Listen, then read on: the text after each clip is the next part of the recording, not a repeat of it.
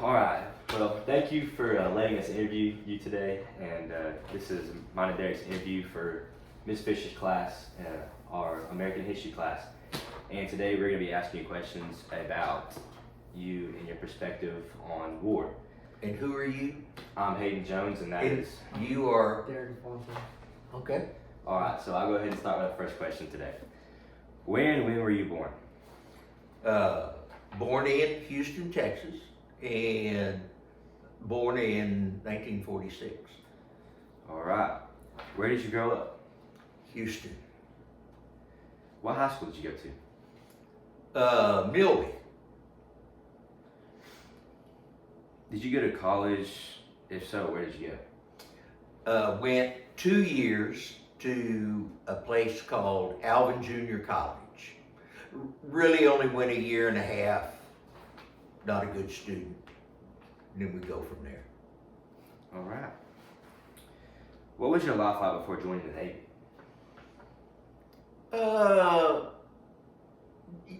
You've got to realize that growing up in the 50s and 60s, it was a different time, different culture. Lived in Houston, had 2 sisters, mother and a dad. Mom was a stay-at-home mom. Dad worked at a refinery. To me, it was normal. Did you enlist or were you drafted? I was going to be drafted because I quit college, and at that time the Vietnam conflict was going on, and I knew that my number was coming up in the draft. I wasn't really crazy about going to Vietnam because I knew if I got drafted, that's where I was going to go. So I decided to join the Navy.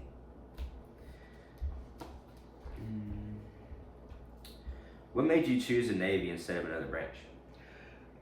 Interesting question.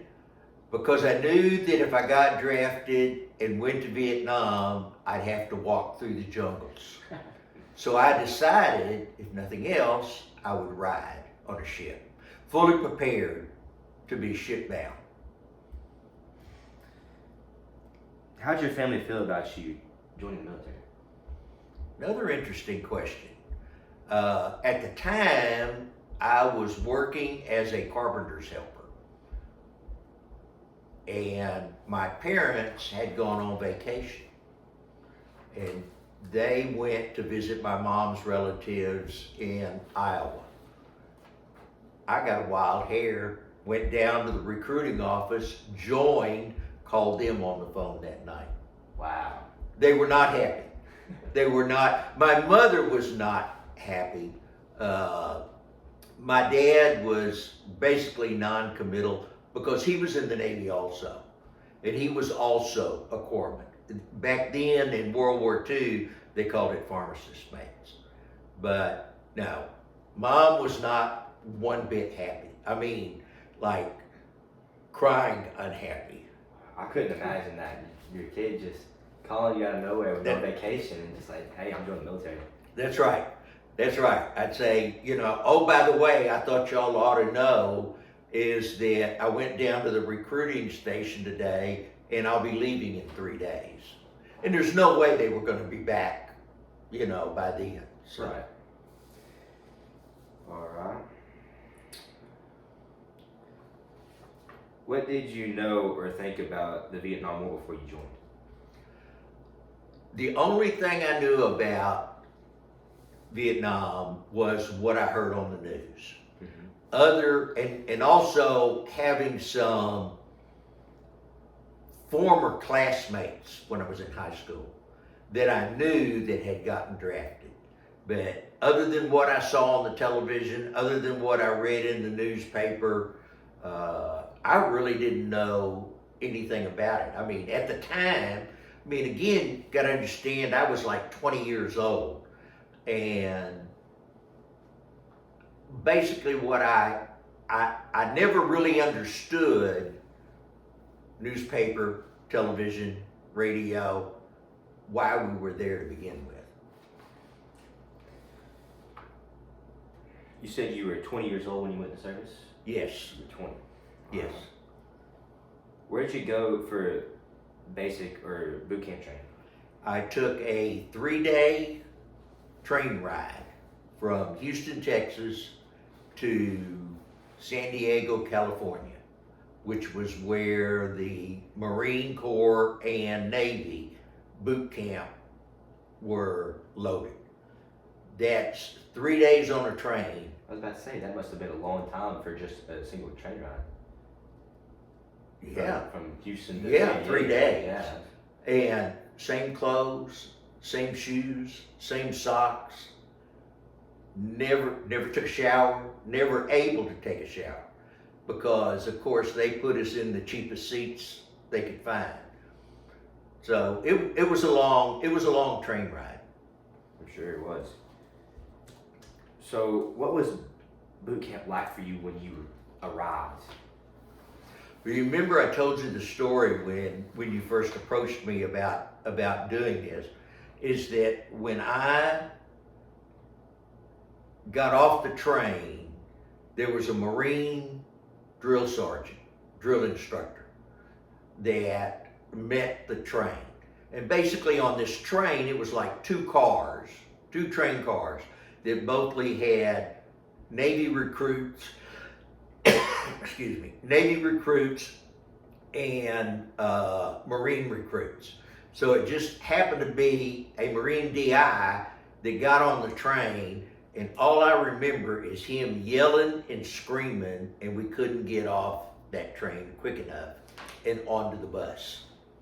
So we all got on the bus, and some went to the Marine depot, and I went to the Navy recruit basic boot camp. And after we got off the bus, and this must have been about 9 o'clock at night as I remember it, sitting on benches, long benches, probably 40 or 50 of us together. And I remember looking up late in the evening, and there was an airplane going over because we were right next to the San Diego airport. And I see this airplane going over, and I look up and I say to myself, my God, what have I done? Wow, that must have been pretty terrifying. It was an awakening. It was an awakening because I didn't know anybody there, and all you could hear was people yelling and screaming at you. Wow, that must have been quite an experience. Yeah. Did you form any close friendships when you were in your training? At the time, I did, but after 50 years, 1967, July of 1967. So, that's a lot of years, but I never carried on friendships after boot camp. Everybody went their different ways, different age schools, and that type of thing. And never really run into them again, never saw them again, didn't have any idea what happened to them.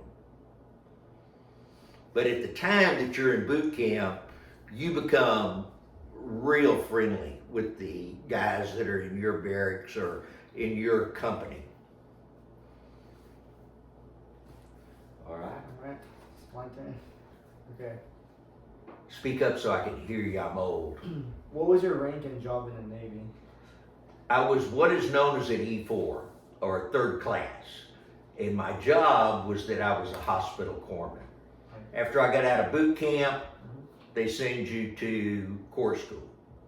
Corps School, hospital Corps School was in San Diego also at Balboa Hospital. I went home on leave for a couple of days, or for a week, 10 days, and then after boot camp, and then came back to San Diego, and my school was at the hospital. Okay. What kind of ship or base were you assigned to? I had 3 duty stations while I was in the Navy.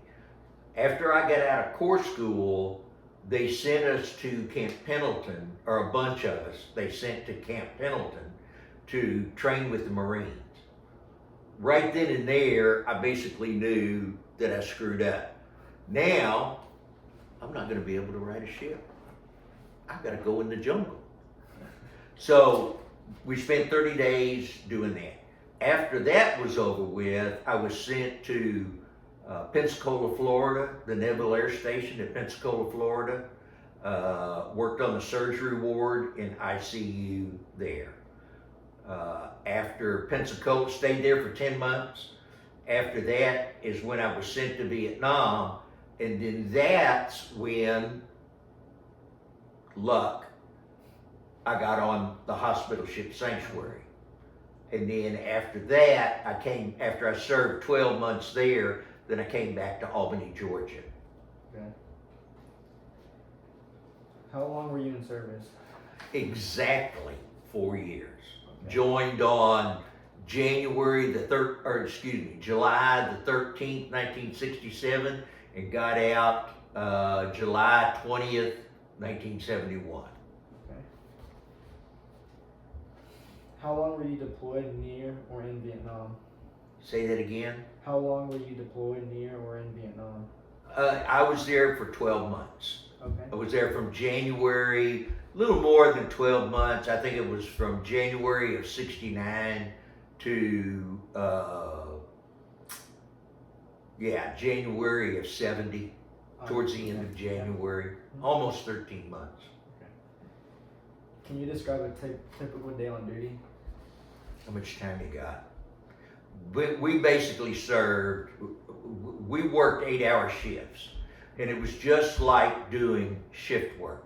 Okay. You do a week of days, you do a week of evenings, and then you do a week of nights, and then you'd get a couple of days off that you didn't have to do anything while you were there, and then you'd start all over.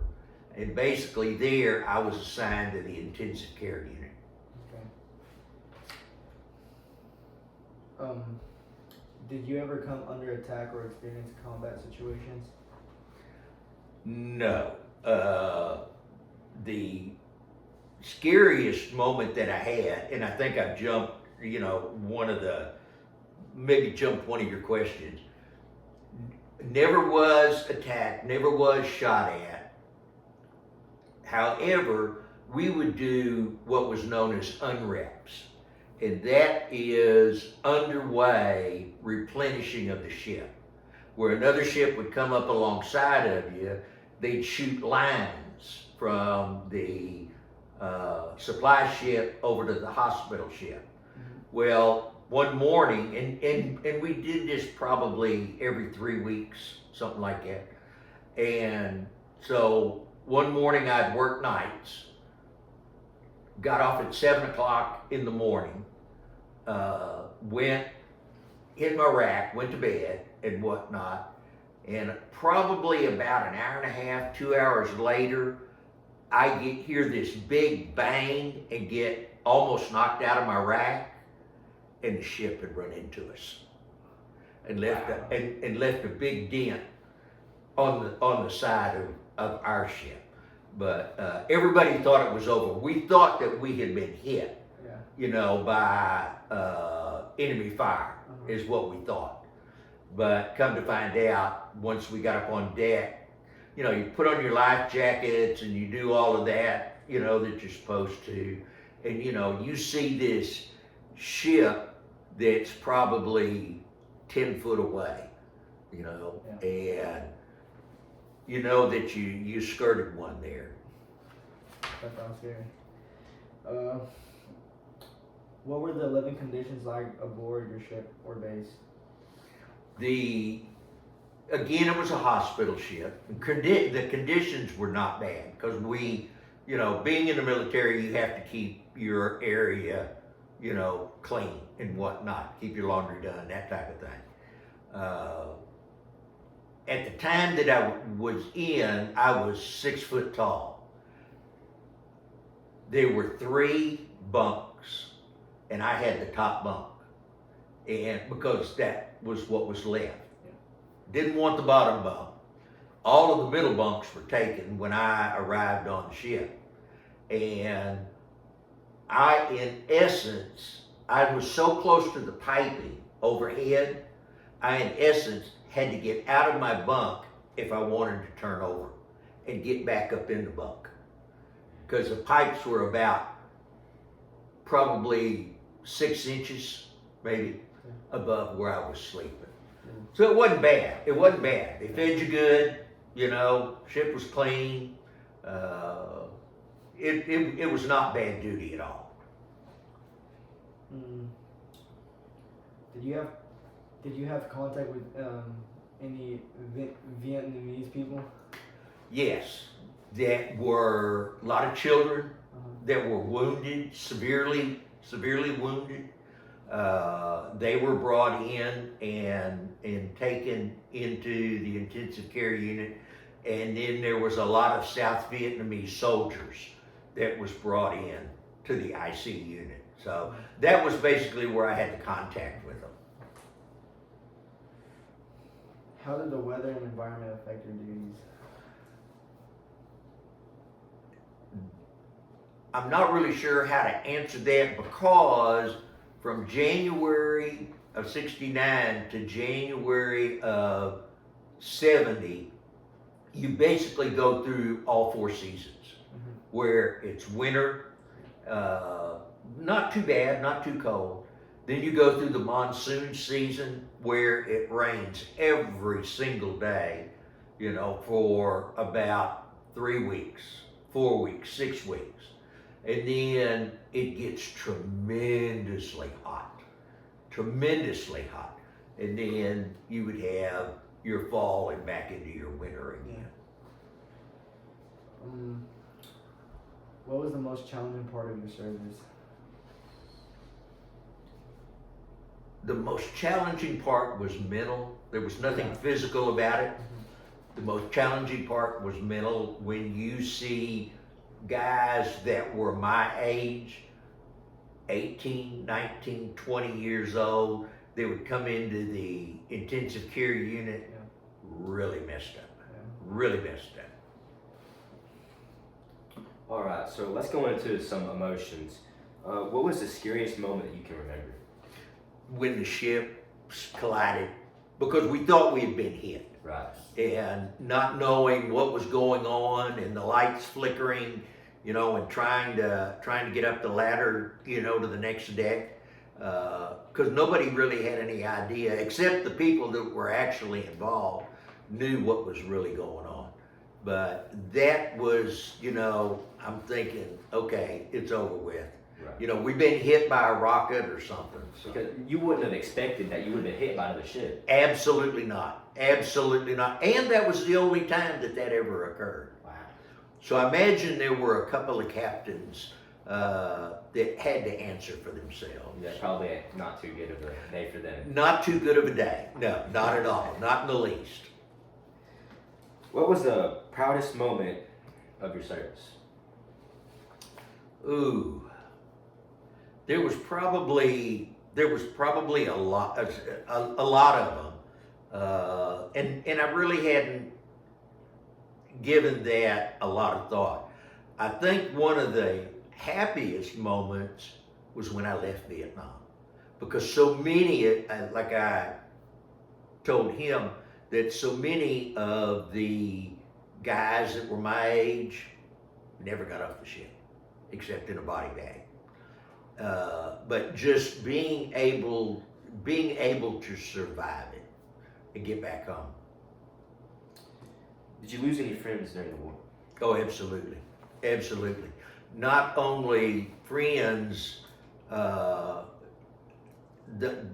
you had asked earlier about keeping up with friends in boot camp. Really didn't do a lot of that there, because we all were just trying to survive. Where I lost friends, or where I made real lasting friendships, was in Hospital Corps School in San Diego. And then when I went to my first duty station in Pensacola, Florida, there was a guy there, and I can't remember his name, but I could see him like he's standing right here in front of us. And he and I became good friends. And he volunteered. He wanted to go to Vietnam. He wanted to go and be with the Marines. He wanted to go and be in the heart of battle. And then probably long about September of '69, I got a letter from his wife that he was killed over there. And she just wrote me a brief note, wanted to let me know. She knew how close he and I were. And that was a sad time there. Did you stay in touch with any family or friends back home? Oh, sure. Oh, sure. One of the good things in the military there, basically everybody got free mail service. Didn't have to stamp anything. So we had stayed in close contact with your grandmother. Of course, my parents, I had 2 sisters, and they wrote letters. And then I had some neighboring friends that would write letters also. I think more my mother encouraged them to write me because she wanted to make sure that what I was telling her is what they were telling my friends. So. How did you and your fellow sailors keep your spirits up? We had a lot of entertainment that would fly by helicopter from Da Nang, because we traveled, our travel distance was from Da Nang, was where we were in port, and they had a major hospital, military hospital in Da Nang. And we would travel from there to Quang Tri. And Quang Tri was up north. It was about 11 kilometers from the DMZ. Well, when we would come back to Da Nang, we'd be gone probably 2 weeks at a time. And then we'd come back to Da Nang, and all those that could be evacuated off the ship, sent to the hospital in Da Nang, taken care of in the hospital in Da Nang for a while, and then they would be flown back to San Francisco. The entertainment, the greatest one we had, and probably not many viewing this interview would know, but we had Bob Hope came out for Christmas. Connie Stevens came out for Christmas. And I know I look on both of your faces and you're totally blank and you go, who in the hell are those people, you know? But back, you gotta remember, this was, again, back in the late 60s, early 70s. A fellow by the name of Ron Ely, E-L-Y, who was the Tarzan after Johnny Westmuller. Johnny Westmuller was the Tarzan of Tarzans. After he retired, then this Ron Ely came and took over. And what they would do, they would put on a show out on the flight deck, out on the helicopter pad. And then after the show was over, they would go throughout the wards on the hospital ship to see the guys that couldn't get out of bed, that couldn't get up to the flight deck to see their show. And it was pretty neat. It was pretty neat that they did that. And that was probably the best single entertainment that we had, was at Christmas. Were there any superstitions, traditions, or routines that helped you get through tough times? Not really. Not really. Traditions, basically traditions of the Navy, you know. One of the things that you'd always like to hear, because you were, you know, still on this side of the grass, is that every night they play taps. And in the mornings, they would play Reveille. And it would wake you up, but then it would give you a reassurance that you were still there. So that was mostly a tradition, not superstitious. So, you know, but that was really a tradition that I appreciated.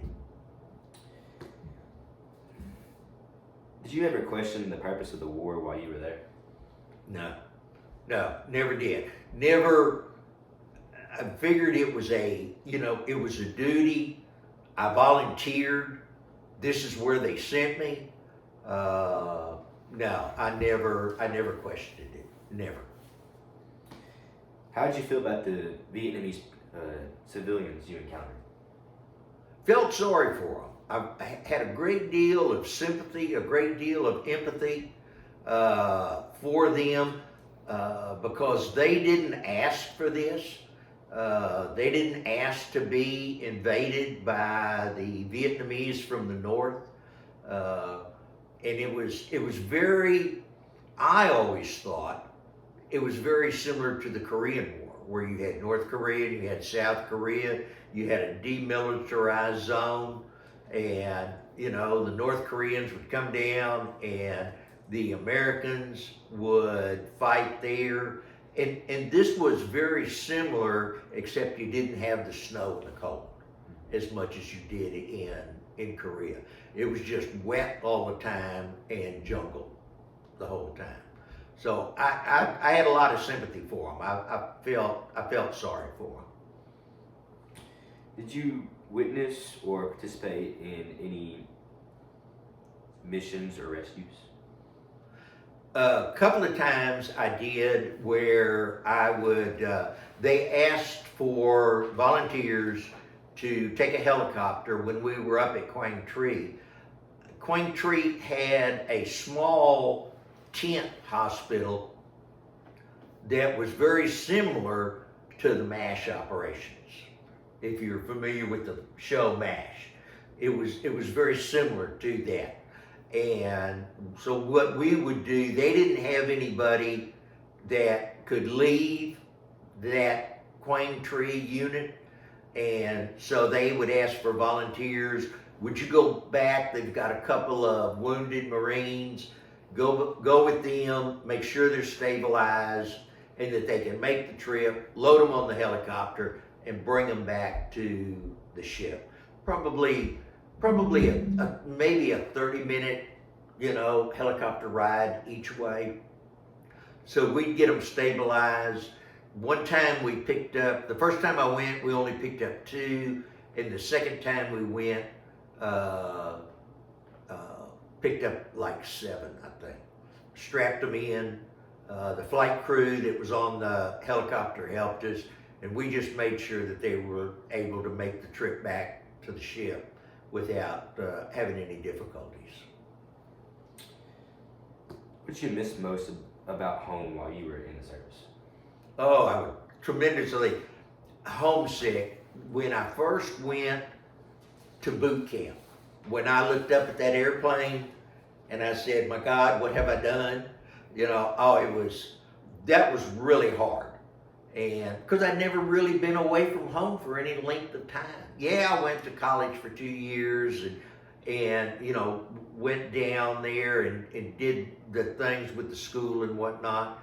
But I'd come home every weekend. Every weekend I'd come home. So when I went to boot camp in the military, I did get homesick. And the more I stayed in the military, within the 4 years, the less I got homesick. Like I said, after I finished boot camp and field medical training with the 3rd Marines at Pendleton, I came home, and that was basically when I married your grandmother. So I had that to look forward to. Yeah, I was homesick. I told you the story, if we've got time, when I was in Corps School. I was not a good student. Hated it. Classroom training, didn't want to be there. I was homesick, ready to go home. So I go to the executive officer, and he's the gentleman that oversees the school, but he's right under a captain. The medical school had a captain, and the executive officer, he was a lieutenant commander, big guy. So I go in and I look at him and I say, sir, I want to go home. I'm not a good student. My grades are not good. I'm not sure if I'm going to pass this or not. Not sure how this is going to work out. I want to go home. He looked at me and he says, well, Jones, if you leave the school, yes, you'll be entitled to leave, but when you come back to service, you will be a bosun's mate, which is the toughest job there is on a ship. Said, I don't care. I'm homesick. I miss my family, miss my wife, miss everybody. I want to go. And he's looking at my personnel file and he says, no. He says, looks like you've got the aptitude for this. I think you ought to stay in. And I looked at him and I said, sir, I will flunk out on purpose. That's how bad I want to go home. I'll never forget it. Put his hands on his desk like that, rose up out of his chair, huge guy, bald-headed, completely bald-headed, looked me square in the eye and says, Jones, if you flunk out of this school, I will personally see that you are put in the brig. And that's the last place any serviceman wants to be, is to have to be in the brig. Because all brigs are run by Marines. Most all of the Marines dislike Navy personnel. And that was what I referred to, as we previously discussed, a tipping point in my life. Because he forced me to stay, he forced me to bring up my grades, is basically where I'm at today. All because of that one man. I'm sure there were other individuals that made impressions and helped create a path, but I can't imagine how much different my life would have been if I'd have gone to a ship as a bosun's mate. No. So that was very important. Okay. Returning home. Find this interesting? Yeah. Yeah. Okay, good. When did you come home from Vietnam? January, it was the end of January, 1st of February of 1970. I remember it being cold because I had to go from, got off the ship in Da Nang when we docked there and flew to San Francisco, California, and I remember it being quite cold. What was your homecoming like? Really, other than my family and his grandmother meeting me at the airport, not really. Okay. All I knew is that I was out of the Navy. Yeah. How did people treat you when they found out you were a Vietnam veteran? I didn't tell anybody. I never told anybody. I never had any bad reactions toward me. But you would hear these horror stories about the guys from the Army or the Marines or whatever that actually did the fighting, where they'd come home and they'd scream baby killer at them, or they would spit on them, that type of thing. So I never really, people knew that I was in Vietnam, but I never really made a big deal out of it. Did you have any trouble adjusting to civilian life? Not a bit. I call it one big divorce. Yeah. You have to divorce yourself of any emotion, because if you don't, you can't do your job on the medical ward. Mm-hmm. If you're skittish about blood, or you're skittish about putting in an IV or that type of thing, you're not going to do a good job. So one of the things that I learned early on was just to divorce yourself of all emotions while you're treating victims. And that basically carried over when I got home. Yeah. I just divorced myself from all emotions relevant to the service over there. Did you experience any Navy change? Did you experience any? Wait, did you experience in the Navy change your views about the war? Did your experience in the Navy change your views about the war? Sorry. No, not really, other than by the time I had finished my service, I saw so many of the young men, again, that were my age, that lost limbs or had brain injuries or had severe burns because some of them had gotten burned by napalm that we dropped, into the jungle, and they just happened to be, in harm's way. And then after it was over with, you look back and you go, what a waste. What a waste. Did you continue serving in the military afterward, or did you go back to civilian life? Well, when I came back from Vietnam in January of 1970, my next duty station was in Albany, Georgia. And it was at a naval air station. It was a training squadron. And it had a small dispensary. So what I did, my job there was doing flight physicals, because it was a training squadron. New pilots come in, right out of school or whatever, and they would be trained there flying jets or helicopters, and we had to give them entrance physicals, and then we had to do annual physicals so they could continue to fly.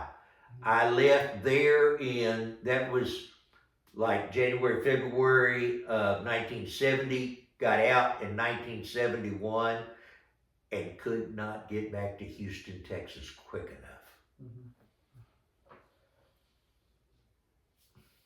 What kind of work did you do after leaving the Navy? Before I joined the Navy, and after I left school, I got hired on with Houston Lighting and Power Company as an electrician's helper. And I stayed there for a year. Now, back then, because of the Vietnam conflict, the employers were required to give you, if you volunteered or were drafted for military service, they were required to give your employment back to you. So that's what I did. I went back, worked at the Houston Lighting and Power as an electrician's helper. Stayed there for like a year and a half, didn't like it, because I knew when I left work one evening, I knew exactly what I was going to be doing the next day. Leave work on the evening, you knew exactly what you were going to, and I did not like that. And that's how I got into my ultimate profession as a health, safety, and environmental manager. Okay. Did the GI. GI Bill or other veteran programs help you after the war? Absolutely. Bought my first house on the GI Bill. Also attempted to go back to school, even though knowing that I was a terrible student, I figured, well, I need to take advantage of this. So I went back to school for 2 more years, never graduated, but did attempt to go back to the University of Houston, and the GI Bill paid for that. So yeah, it was very beneficial, buying a house and then trying to continue one's education with it. Yeah.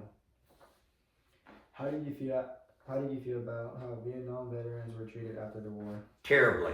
Yeah. They were treated terrible. Like I said earlier, to where they were I had heard stories, albeit I never experienced it myself. Never. Not one time did anybody ever talk derogatory towards me about my service over there. But you would read in the paper, you would see on the TV news, those type of things. And, you know, the guys, the Marines, the Army, the Navy, whoever, they didn't have a choice. They didn't say, hey, we'd like for you to go over to Vietnam and potentially lose your life. No. They said, you will go, and that's it. And I really felt, again, a great deal of sympathy, a great deal of empathy towards those guys that were treated like that. And women. Have your feelings about the war changed over time? No, not really, because once I had figured out that it was an exercise in futility, now, I mean, I believed it after I got out of the military, and I believe it today. And that's why it's hard to see our guys, you know, like his dad, that would be in Desert Storm or any of these other conflicts now in the Middle East. In a war, nobody wins. They may take territory, they may take land, they may take property, they may take money, but a human being is for sure sacrificed in doing that. Well, that's going to conclude our interview on my Papa David Jones. We do appreciate you for your time on this interview, and thank you for your service. I'm glad you asked me to do it. I appreciate that. All right. Well, thank you. You bet.